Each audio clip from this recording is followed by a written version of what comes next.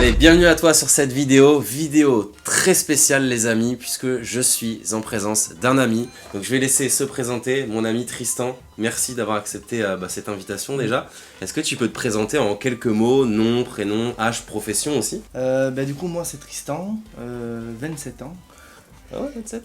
Oui, déjà, oui. Déjà, hein, ça passe vite. Hein. Du coup ma profession, je suis gérant d'une société, Paradescar du coup. Donc vente principalement par internet de jeux et jouets et cartes à collectionner. Principalement cartes quand même. Hein. Oui, principalement. Après, voilà, il y a beaucoup de choses aussi. Jeux jouets, jeux vidéo, voilà. Ouais, ça, les jeux vidéo, ok. De toute façon, on mettra le lien en description, enfin, on mettra les informations sur Tristan, parce que croyez-moi, c'est une personne très sérieuse et qui a beaucoup de ressources, vous allez voir ça dans la vidéo. Alors, j'ai les petites notes, je vais te poser des questions, ok. Tranquillement, nous, ce qui nous intéresse déjà de savoir, c'est comment tout ça a commencé, enfin, déjà étant petit, est-ce que tu avais un attrait à Pokémon ou à un autre TCG en particulier? Je sais même pas, j'ai commencé très tôt. Du coup ma mère m'a appris un peu la valeur de l'argent. Donc parce que j'avais pas vraiment d'argent de poche, alors quand j'avais un peu de sous, j'allais les claquer pour acheter des boosters ex-Team Aqua, Team Magma. Donc toi t'as commencé avec Team Agua. Ouais, voilà, le bloc X, ouais. Voilà, à peu près là, ex-Deoxy, ouais. Ok. Donc voilà, donc je dépensais pas mal de sous et après du coup je revendais mes jouets au vide-grenier. Ouais. Voilà, pour avoir des sous et racheter. J'allais faire les petites affaires et tout, voilà. Ok, et aussi dans la chaîne on parle beaucoup, nous, tu sais, d'éducation financière, etc. Ouais. On en parlera après, parce que c'est vrai que quand on fait Pokémon, collectionneur ou revendeur, faut faire attention. Ouais. Quand tu dis que ta mère t'a inculqué la notion de l'argent, enfin, si c'est pas indiscret, comment en fait elle a fait pour t'en inculquer ça? Plein de choses, ça dépend. Des punitions ou du coup, privation de jouer par exemple. Ouais. Ça marche bien, ouais. Mais après, sinon, c'est vu que je détruisais tous mes jouets, parce que moi j'adore les voitures, donc j'avais des grosses voitures en métal, miniatures, des trucs qui vaut 200 € aujourd'hui. Okay. Et j'aimais bien les défoncer, tu vois, faire des accidents avec. Et après, voilà, et après quand je voulais acheter un truc, elle m'a dit revends tes jouets. Et je dis je peux pas. Elle me dit voilà. Ok, il y a de l'idée, pour les jeunes parents qui nous regardent, il peut y avoir des bonnes idées. Ok, ton premier investissement, vraiment, où tu t'es dit, waouh, là j'ai gagné de l'argent, peut-être pas une somme, ça peut être quand tu étais jeune, hein, je sais pas, peut-être un vide-grenier en particulier, enfin c'est quoi la première chose, la première vente où tu as eu un peu ce déclic de l'excitation que tu ressens quand tu vends quelque chose? En vrai, pareil, j'avais été puni. Ok, ouais. Et du coup, j'avais une grosse boîte à chaussures remplie de toutes mes cartes Pokémon. Je me rappelle, j'avais Mewtwo brillant, première édition, Tyrannosif brillant, c'était à cette époque-là. Et un vide-grenier, du coup, ma mère m'a dit, tu vends tes cartes pour payer du coup les réparations, quoi. Et un mec était venu et tout, 20 €. J'avais dit non, tu vois. Le mec, il a vu que je m'y connaissais, mais moi j'avais 6-7 ans, pas plus, hein. Vraiment, j'avais 6 ans. Et le mec il a lâché 300 € et il est reparti la boîte, bon ça valait plus encore. Et là j'étais là 300, c'était quoi? Et j'avais des billets de 20, 50, j'étais fou quoi. Ok, ouais ça t'a marqué de son, ça se voit comment t'en parles. Et maintenant, tout brillant, là je regrette. Bah oui, c'est sûr qu'avec le recul t'aurais pas dû... voilà. Puisque tu fais partie des teams bâtons dans les roues, on t'a fait galérer avec ta famille, etc., le regard que t'as vis-à-vis d'eux, ou est-ce qu'au contraire ils t'ont stimulé, ils t'ont toujours dit vas-y fais ce que t'aimes? En vrai ça va, hein. En fait moi j'ai fini mes études d'aéronautique. Du coup après j'ai bossé, dès que j'ai fini, une semaine après j'étais embauché. Moi je suis un fonceur comme ça, je m'en fous. Du coup il y a les gens, ils disaient ouais mais non mais cette société tu peux pas, j'ai dit je m'en fous, je suis arrivé. Et ils m'ont dit ah ouais on vous prend et tout, ils m'ont proposé un salaire, j'ai dit non je veux tant, ils ont dit bon ok. Voilà, donc voilà moi c'est de toute façon... Ça c'était dans l'aéronautique. Ouais d'aéronautique. Et après quand justement... Et après il y a pas longtemps du coup, j'ai décidé d'arrêter parce qu'en fait au départ c'était une passion, c'était secondaire. Donc tu sais c'est les ventes sur, je sais pas moi, Le Bon Coin, Vinted, tout ça, mais c'était à l'époque et j'avais trop de demandes et j'arrivais plus à gérer avec le boulot, donc j'ai carrément arrêté le boulot et j'ai créé du coup la boîte. Et là en effet ma famille, non ça va, ils m'ont pas mis des bâtons dans les roues mais ils m'ont pas non plus vraiment poussé. Ils étaient bon courage mais te plante pas quoi. Ils te connaissent, ils savent que t'es fonceur. Oui voilà, mais après ça va, ils savaient que même si je me loupais j'aurais retrouvé un boulot quoi. Ouais. Ok. Mais voilà. Et c'est quoi comme diplôme que t'as passé quoi là j'ai une licence pro, innovation, conception prototype. Ok, nice. Quelle est ta journée type? Alors en sachant, je précise que tu fais du Magic, du Pokémon, du Yu-Gi-Oh! Et énormément de choses aussi. Mais si tu pouvais nous expliquer ta journée type, comment ça se déroule du matin au coucher?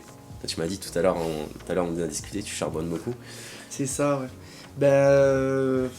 Là, en ce moment c'est plutôt calme. Ouais. C'est vraiment période Noël, hein, septembre jusqu'à décembre, où là, c'est vraiment chaud. Je peux monter même à 16 heures par jour. Et là, ouais, là, franchement, la fatigue se fait ressentir. Ouais. Heureusement que les 2 dernières semaines de décembre, vu que Noël est passé, on stop, c'est on tranquille. fait les vacances.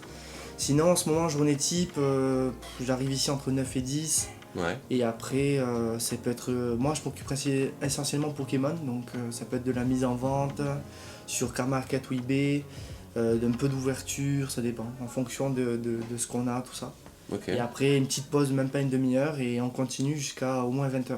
D'accord. Jusqu'à Et le au soir, moins quand 20 heures. quand t'es chez toi, tu fais quoi? Tu geeks, tu te reposes Non, non, j'ai vraiment, pas le tu temps, filmes. je réponds à des Ça messages, bosse encore un peu, hein, on est d'accord. je mets Netflix en fond et c'est fini, quoi, Ok. l'histoire, voilà. Parce que ça, c'est important aussi, parce qu'on tu sais, on s'imagine toujours que Pokémon, Magic, etc., c'est un monde cool. Donc, c'est vrai que c'est un monde cool, hein, c'est pas- voilà. Mais il y a des problèmes à gérer, il y a des taxes, il y a Ouais, tout ce qui est ouais. autour, forcément, c'est une vraie entreprise. Donc on a du mal des fois tu sais, à s'imaginer, quand on est juste collectionneur, Ouais. comment ça se passe dans la peau d'un revendeur. Et moi, je vous le dis, cette personne-là charbonne, hein. Ouais, C'est vraiment le mot, hein. Il n'y a pas énormément de personnes Mm. qui ont ton installation aujourd'hui en France, c'est pas pour rien, donc c'est beaucoup de boulot, ça je vous le jure. Bah justement, tiens, si tu avais un conseil, ouais. ou deux, hein, tu fais comme tu veux, à donner à un collectionneur. Il faut faire gaffe déjà, faut faire gaffe où est-ce qu'on achète, faut faire gaffe à qui on achète, et il faut faire gaffe aussi à l'état et au prix principalement, parce qu'il y a des gens qui disent état neuf alors que ça l'est pas, donc il faut vérifier des photos, demander des photos des fois. Ouais, n'hésitez pas à demander plus de photos. Ouais. Ouais. Et ensuite au niveau du prix aussi, hein, n'hésitez pas, eBay c'est une plateforme qui vend très bien mais qui gonfle un peu les prix. Ouais. Donc si c'est la collection de cartes pas forcément françaises, il faut vraiment se tourner sur Car Market. C'est là où on a d'ailleurs toutes nos cartes non françaises parce que c'est une plateforme internationale, numéro 1 des ventes Ouais. dans le monde entier des cartes. Voilà, donc si vous voulez collectionner du japonais, de l'anglais, voilà, les prix sont limite x2 sur eBay. Mm. Donc ça c'est le principe pour la collection. Et pour du français, tu conseillerais d'acheter où du coup, en sachant que mon Card Market. Ben ça dépend, ça dépend. Là par exemple pour mon deck, tu vois, donc j'ai mis des golds un peu dans mon deck, ce que je joue du coup. Ouais. Et j'ai vérifié les prix entre eBay et Car Market et j'ai acheté pas mal sur eBay finalement. Un conseil cette fois à donner à un vendeur. Alors quand je dis un vendeur, c'est pas quelqu'un qui a une structure comme toi, hein, c'est un petit revendeur. Par exemple, voilà, il achète dans le but de rentabiliser ce qu'il a pu ouvrir par exemple. Ouais, Quel ouais. conseil tu aurais à donner? Pareil, il faut bien réfléchir à ce qu'on fait parce que en fait on dirait pas mais on peut perdre énormément de sous. Principalement Yu-Gi-Oh et Magic. Ça c'est Yu-Gi-Oh c'est le numéro 1. Hein. C'est si on connaît pas, il faut éviter d'acheter Yu-Gi-Oh sinon c'est comme quelqu'un qui achète du Bitcoin à 80 000. Enfin, Oui, c'est clair. voilà, en fait, il faut voilà, c'est tout ce que je peux dire. Enfin voilà, il faut vraiment vérifier au niveau des prix. Et après, ben voilà, il faut aussi des fois, le mieux quand on va acheter quelque chose d'un peu unique, dans le but de le revendre, trouver déjà l'acheteur. Trouver déjà la personne Trouver fiable. l'acheteur et trouver même plusieurs. Ouais. Par exemple, vous achetez une carte à 5 ou 10 000 dans le but de la revendre, parce que vous savez qu'elle va monter. Voilà, être sûr de trouver 3 personnes qui peuvent vous la prendre. Au moins, c'est Ah oui, ok, tu veux dire, ok, Ouais, 3 ouais. personnes prêtes à l'acheter. Ok. Voilà. La chose, toi, la plus sympa que t'as ouvert dans ta vie. Là, comme ça, y a rien. C'est vrai? Ouais, j'ai tellement ouvert que. Ok, on prend. Non, le truc qui pourrait me marquer, c'est aller à des boosters où quand tu l'ouvres, en fait, t'as 2 ultras au lieu d'une, ouais. Ah oui, Voilà. ouais, ça m'est arrivé une fois, ça. Ouais, Ouais, ouais. c'est dingue. Mais même pas dans les demi-séries, hein, parce qu'après, oui, il y a les demi-séries Destiny occultes où t'avais du coup la Reverse qui pouvait être La une shiny Reverse, plus. shiny, ouais. Voilà. Ouais. Mais ouais, après, on va dire que c'est ça. Alors, c'est le booster où j'ai eu un Mewtwo shiny, suivi du coup des 3 oiseaux, l'Articona sulfura, Rainbow. Ah oui, t'as eu ça, putain, ouais, propre. Voilà. Moi, c'était dans une valisette, je sais plus c'était quoi, et j'ai eu le Mewtwo Rainbow, et derrière Mewtwo aussi ultra rare, j'ai eu les deux. Dedans, c'était un booster buggé, je me rappelle. Ouais, C'était vraiment dingue. Ton Pokémon préféré? Moi, c'est Absol. Ah ouais? Ouais. Ouais, c'est vrai qu'il est sympa, Absol. Absol, parce que il paye pas de mine, mais c'est quand même le dieu des enfers, quoi. Ouais. Il peut tuer tout le monde, tous les Pokémon comme ça d'un coup. Ouais. Il plonge tout dans les enfers. C'est vrai qu'il est très puissant. Ouais. Bloc que tu préfères? Je pense que beaucoup de fans vont répondre à le même bloc que toi. Et ben moi, c'est Ex-Deoxy. Ouais. Ex-Deoxy en premier, suivi de Team Aqua, Team Arma, ouais. Ah ouais? Vraiment, Ah, tu mets celle-là en deuxième? Ouais, ok. ouais. Ouais, il y a le Egg Deoxy, Emerald. Ouais. Et Deoxy, en fait, les rivers, ça sont magnifiques. Et du coup, il n'y a rien à dire. Des rivers, c'est voilà. Signé avec le petit dé aussi, c'est stylé. C'est ça. Après, t'as aussi le Olon Fantôme aussi qui est vraiment stylé, je trouve. Ouais. Il est sympa. Voilà, Après, il y avait les espèces Delta. Non, tout le bloc X, franchement, c'est... le bloc X, hein. Voilà. Dites-nous en commentaire, d'ailleurs, c'est vrai que j'oublie. Dites-nous un peu en commentaire, les amis, quel est, vous, votre bloc préféré. Moi, pour ma part, c'est comme Tristan, un bloc X. Il va y avoir beaucoup de blocs Lenin, je crois, dans les commentaires. Ouais, il y a beaucoup aussi, il y aura beaucoup. Ouais. Alors, maintenant, plus question sur la spéculation, les marchés, etc. Parce que bon, on parle beaucoup de crypto aussi sur la chaîne, on parle beaucoup de business en ligne, etc. Faut le dire, hein, Pokémon, ça peut être un super business, sauf que 90% des gens n'ont pas encore cette éducation financière qui va avec. Et il y a beaucoup de FOMO aussi, je sais pas si c'est un terme qui te parle, le FOMO. Voilà. Donc toi, pour toi actuellement, on est dans quel cycle? Parce que c'est vrai qu'il y a eu une grosse hype, on est quand même dans une baisse de la hype, on va appeler un chat un chat. Mais toi, comment tu vois ce cycle-là actuel? Et deuxième question, c'est qu'est-ce que tu vois dans l'avenir qui pourrait faire reprendre une hype ou pas? Comment tu vois l'avenir aussi? En fait, déjà, il y avait XY Evolution. Du coup, qui était une réédition du premier set. Ça a pas trop bien fonctionné parce qu'ils en ont mis partout. Ensuite, ils ont fait un peu de promo, ça a bien commencé à fonctionner aux US. On a les displays qui valaient 500 qui sont montés à 2-3 000. Donc voilà. Ensuite, du coup, les gens sont remis sur le set de base. Alors après, il y avait du coup le Covid qui a fait que les gens se sont replongés dans. Voilà. Mais bon, là, en fait, la hype a fonctionné sur le récent, pour les gens qui achètent et qui revendent, et sur du coup que le set de base. Après il y a eu les 3 premiers sets, il y a eu aussi un peu Jungle, Fossil, Team Rocket, mais c'est tout. Là, il y a une histoire apparemment, je pense, comme quoi il allait y avoir une réédition de Jungle. Donc à voir, on ne sait pas encore si c'est vraiment le cas, mais il y a toujours en fait, comment dire, les... Pokémon, en fait, ils font un principe de on ne fournit jamais assez de la demande. Donc pour qu'il y ait toujours, qu'il y ait toujours de la demande. Et ça fonctionne bien parce que même moi, mes précommandes, du coup, elles sont toujours réduites. Et il y a beaucoup de gens qui ne trouvent pas. Donc il y aura toujours de la demande. Et grâce à ça, en fait, il y aura toujours de la demande. Donc il y aura toujours des gens qui ne trouvent pas leurs items. Il y aura toujours des gens qui vont trouver et revendre cher. Il y aura voilà. Donc pour toi, il y a ce système d'offre et demande. Après, est-ce que pour toi, par exemple, quelqu'un comme Michou ou notre influenceur, peu importe, est-ce que pour toi, c'est des gens qui peuvent réellement influencer les marchés? Ça dépend. Après, on les connaît, les influenceurs qui font du Pokémon, ils sont connus pour ou soit ouvrir du récent, ou soit ouvrir des premiers. Et donc montrer, en fait, c'est un étalage un peu de richesse, et ça, c'est pas... Voilà, du coup, le truc qui se passe, c'est... En effet, si peut-être demain, Michou, je sais pas moi, ouvre une display Block X, en effet, il peut y avoir de la spéculation sur le Block X. Voilà, c'est comme ça. En fait, après, c'est pareil. Là, on a eu les 25 ans Pokémon, il y a eu la hype sur le Wizard. Dans 5 ans, il y aura les 30 ans Pokémon, et du coup, les gens qui ont commencé à cet âge-là, c'est le Block X. Donc il y a moyen que le Block X ça soit une valeur d'avenir, et avec les stars du coup, les meilleurs. D'ailleurs ils ont sorti là les V-Stars, mais voilà, du coup la hype, on pensait que les V-Stars allaient donner envie aux gens d'acheter des stars, mais vu que ça n'a rien à voir. Après disons, si on suit la logique, chaque bloc, chaque génération, ça va faire remonter le bloc sur lequel il y aura une hype en fait. Mais il y a déjà la hype de Diamant Perle, donc est-ce que ça peut monter plus?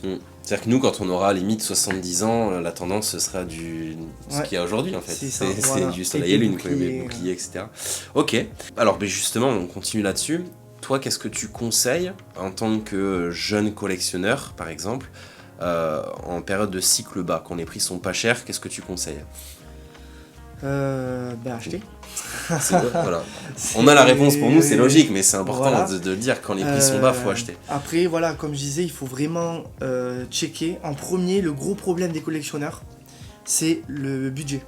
Les gens en fait regardent pas leur budget, ils dépensent et après ils se retrouvent à la merde et ils revendent à perte.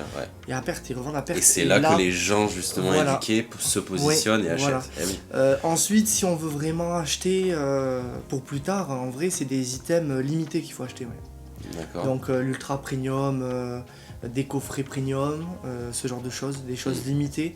Il y a aussi des choses en japonais qui sont limitées. Par exemple pour les 25 ans, il y avait le coffret Pikachu Gold qui est sorti qu'en japonais. Et ça par exemple, ça fait partie de choses limitées où on peut investir. Et après en carte à l'unité, un truc qu'on pense pas forcément, c'est les alternates. Ça, c'est quand même pas mal. Hein. Ouais, c'est vrai que c'est beau en plus. Hein. Voilà, Enfin, moi ouais, j'adore, hein. Je sais voilà. pas, vous dites en commentaire si vous kiffez aussi les alternates, c'est magnifique. Hein. Mais Moi, j'ai je trouve commencé ça- à faire un petit classeur d'alternate. Tu montreras après. Ça pique. Du coup, bah, question inverse, que faire en cycle haut? Cycle haut, le problème c'est que les gens ont tendance à vendre, mais ça ne marche pas tout le temps. Le principe des Dracofeu par exemple. Donc Ouais. Dracofeu, set de base, première édition. En cycle haut, du coup, le principe de demande et d'offre, Ouais. mais qui n'a pas fonctionné. Donc les gens ont acheté, donc au début, cycle bas, personne n'en voulait. Le cycle a commencé à monter, les gens ont acheté. Ouais. Et après, il y a le principe de on monte et à quand ça s'arrête. Donc les gens, il y en a qui vendent tout de suite, ou ils préfèrent faire une petite marge, et en vrai c'est ça qu'il faut faire. Hein. Il faut pas être trop gourmand, hein. C'est comme quand on va au casino. Hein. C'est tu mets 20, tu gagnes 100, c'est mieux des fois de partir avec 100 plutôt que de repartir avec 0. Ça, c'est important les amis. Et là c'est la même chose en fait avec tous les jeux de cartes. C'est que voilà, donc quand il y avait les Dracofeu, il y a des gens qui avaient acheté à 1000, ils ont revendu 2000. Et ceux qui ont voulu gratter, maintenant c'est 500 €. Donc maintenant, il faut garder quoi. Et si on a besoin de sous, on perd des sous. Voilà. Alors que normalement, en Pokémon, tu perds pas d'argent. Enfin, je veux dire, si t'achètes du récent, je parle. Si t'achètes du récent, au pire, tu le vends le prix que tu l'as acheté. Tu vois ce que je veux dire? Si vraiment, finalement, t'as besoin. Mais c'est important ce qu'a dit Tristan. Ayez un budget, en fait. Tout business, toute passion, hein, même si c'est pas dans le but de revendre. Et ayez un budget parce qu'on a tendance à vite vouloir acheter, ouvrir. C'est comme en crypto, c'est pareil. Hein. Si t'as 1000 €, tu dois pas dépenser tes 1000 €. Tu dépenses 200, et après t'attends, et après tu redépenses, ainsi de suite. Exact. Et si, une question aussi que je voulais te demander. On met Dracofeu toujours sur un piédestal en termes de cartes. Pour toi, le Pokémon de la génération jeune en ce moment, leur Pokémon à eux, ce serait lequel? Est-ce que tu saurais dire? Là, avec comme tu as dit, les autres influenceurs, Dracofeu reste numéro 1. Ouais. Après, je sais pas, le Pokémon... Rayquaza ou pas? Non. C'est quand même bien, Rayquaza, moi j'aime bien, mais... Tu vois, voilà, parce que Rayquaza, c'est les Pokémon qui viennent de l'espace, comme Deoxys, tu vois, donc c'est... Mais ouais, je sais pas, peut-être Arceus. Arceus, okay. Avec le jeu qui est sorti, Arceus, ça reste le dieu des Pokémon, oui, c'est le créateur. Hein. Ouais, c'est un peu le donc je dirais que c'est Arceus, Ok. Bah écoute, merci en tout cas Tristan, c'était cool, hein, on a répondu à toutes les questions, donc merci. On se retrouve juste après pour une petite visite des locaux.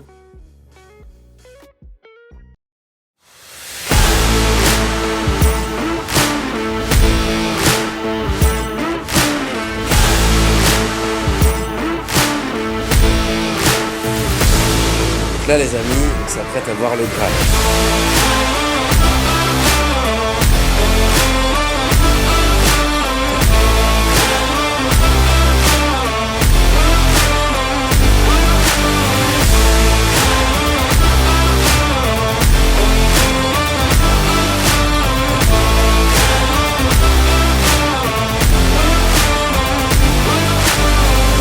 On a reçu ça là, il faut tout jouer.